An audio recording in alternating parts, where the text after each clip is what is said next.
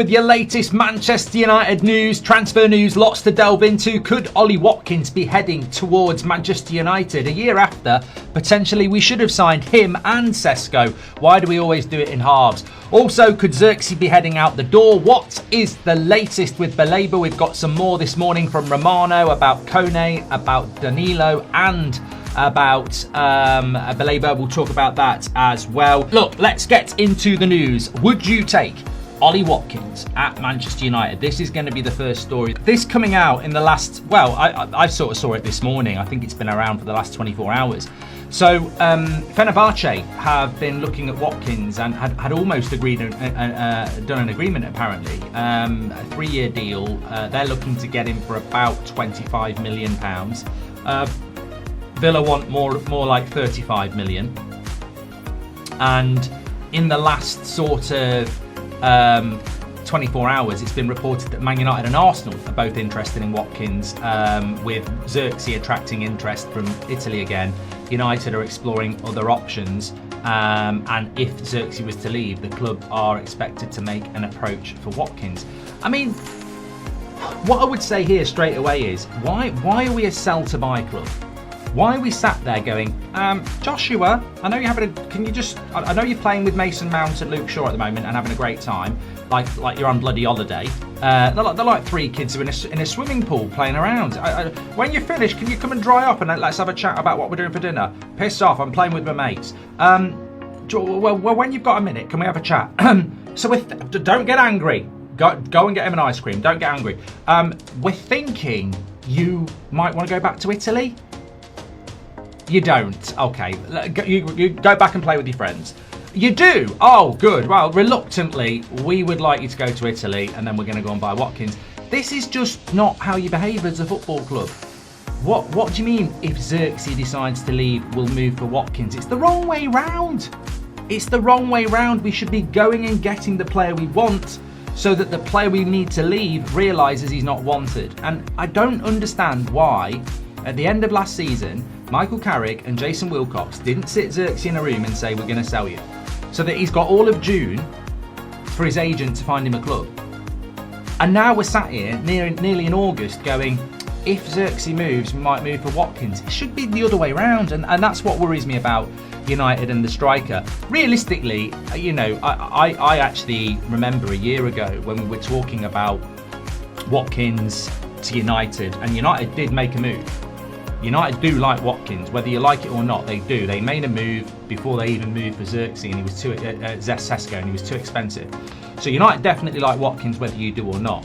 So Fabrizio Romano, in his latest video, has provided an update in relation to Man United's summer transfer window pursuit in the midfield. Now, some of this might sound a little bit repetitive if you watched my video yesterday about the Tchouameni story and you watched the 8 o'clock show last night.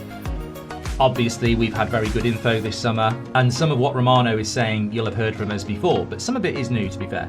So he was talking specifically about Danilo, about Kone, and about Baleba. Now, we've always said Kone talks, and when we were first on that, Kone talks started ages ago, but they're snoozing on it. They won't proceed to do a deal with Roma. And Baleba, United aren't in talks with, and he's way down the list. That's our information. This is what Romano had to say. This is Romano now. So Romano has basically said there are strands to the transfers.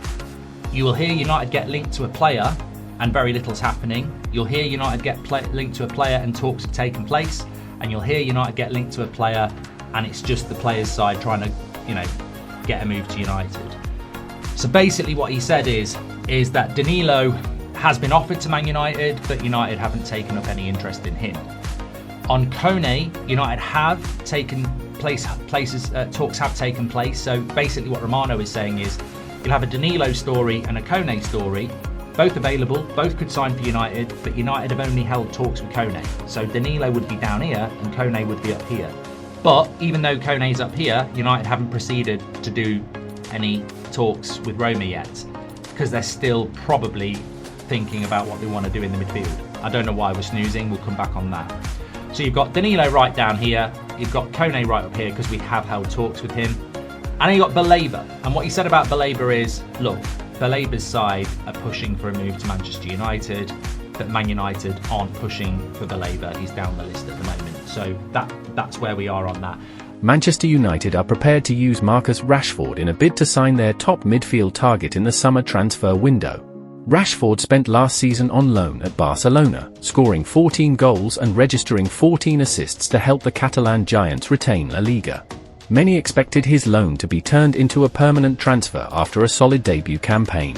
However, Barcelona have instead signed Anthony Gordon and Karim Adeyemi to bolster their attack, leaving Rashford with no other choice but to return to United. United boss Michael Carrick, who previously played alongside Rashford for the Red Devils, reportedly isn't against reintegrating a player who would raise the level of United's squad. There would be concerns around Rashford making a permanent return to the fold.